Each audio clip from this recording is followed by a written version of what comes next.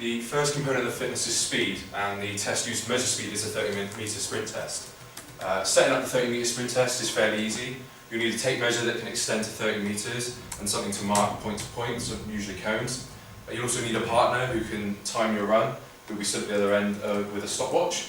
After a warm-up, you'll take your starting position at the first cone. Your partner will then signal you when they start the time, and at that point you will start to sprint as fast as you can from one cone to the other. They will then record your time once you reach it. The advantages of this test is that it's cheap and not much equipment is required. This is an advantage because it means it's accessible to the majority. It's quick and easy to set up and to complete, so this means more people will be inclined to do the test as it's easy to set up, and that means there's going to be more comparable data. And you don't need specialist equipment.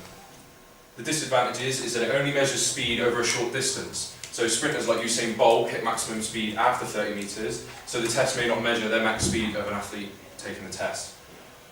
Also, if one person has a quicker reaction time than another person taking the test, then the results won't be representative or valid. Results will not be a true representation of the person taking the test speed. And also it's not reliable, as an athlete may get different results on different surfaces wearing different footwear. The next test is the multi-stage fitness test, which measures cardiovascular endurance.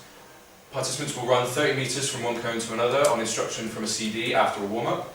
Each stage of the test increases in intensity until the participants are practically sprinting from one cone to another. The test stops after every participant has dropped out due to fatigue, or if the end of the tape is reached. Once finished, the participants will record their individual score and aim to improve on the next attempt, whenever that may be. The advantages are that large groups can perform this test all at once for minimal costs, meaning it's also time efficient. The test continues to maximum effort, and like many other tests of endurance, this means that it gives a true representation of an athlete's cardiovascular endurance. It's also specific to those who are improving their aerobic endurance or take part in continuous training, such as 800-metre athletes, football, hockey and rugby players. As the results are based solely on the level you reach, the results are not interfered with from the person testing the subject, as it's upon the subject to alter his results by getting a high level or a lower level. The disadvantage is that the results could be subjective, as a participant is in control of the score that they get. This affects the reliability of the test, as a participant may choose when to stop, as they can't be bothered to continue, or rather stopping when they can't do any more. The next test is the sit and reach test, which measures flexibility. Participants will sit with their legs straight, knees locked and flat to the floor, and with the soles of their feet placed flat against the box. They will then reach forward and, keeping their hands level, will stretch out as far as they can. After a few practice attempts, a participant will reach out and hold their arms for 1 to 2 seconds, and their measurements will be recorded by a partner. The advantages of this test is that it's easy to perform, meaning anyone can do it. There's a lot of comparable data out there, as it's very popular. This means an individual can compare their results to other people's and see if they need to improve their flexibility. It's not time consuming. This means people won't be put off by the test, as it's easy to complete.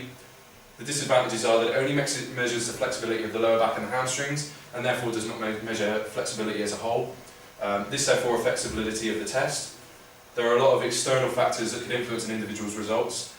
Standardised conditions are needed to test so that the reliability of the test is not affected. For example, participants should all have the same warm-up before the test. And also participants with longer arms or legs will have an advantage or disadvantage, as they will be able to reach further or shorter. Muscular strength is measured using the hand grip dynamometer. So a participant will place a hand grip dynamometer in one of their hands and raise that hand above their head. They will then squeeze the dynamometer as hard as they can while moving their arm down to their side, keeping it straight. They will then repeat the process with their other hand. The process should be repeated a few times to gain an average. The advantages of this test is that it's very commonly used, so there will be a lot of comparable data. It can be performed anywhere, as it requires minimal equipment, and it's a good measure of forearm strength, which can benefit sports performers who need good lower arm strength, like rugby players. The disadvantages are that it only measures the strength of an athlete's forearm, and the results can't represent the strengths of other muscle groups in the body. To ensure reliability, you would need a consistent technique and adequate rest. These things are hard to acquire, as technique will differ every time due to factors like fatigue. The dynamometer has to be adjusted to hand size as well, and how accurately this is done will affect the results. The next test is the sergeant jump, which tests power, and the participant will stand side onto a wall and reach upward with the hand that's closest to it. The point that their fingertips reach is marked, and the participants must be flat-footed while doing this. The athlete then stands away from the wall and leaps upwards using both their legs and arms to propel them upwards. The highest point that their fingertips reach when jumping is marked, and then is compared to the first measurement that was made. The difference between these two heights is participant's score, and the participant gets 3 attempts, and their best attempt is the one that's recorded. The advantages of this test is that you don't need any specialist equipment to set it up, meaning anyone can do it, and again means more comparable data.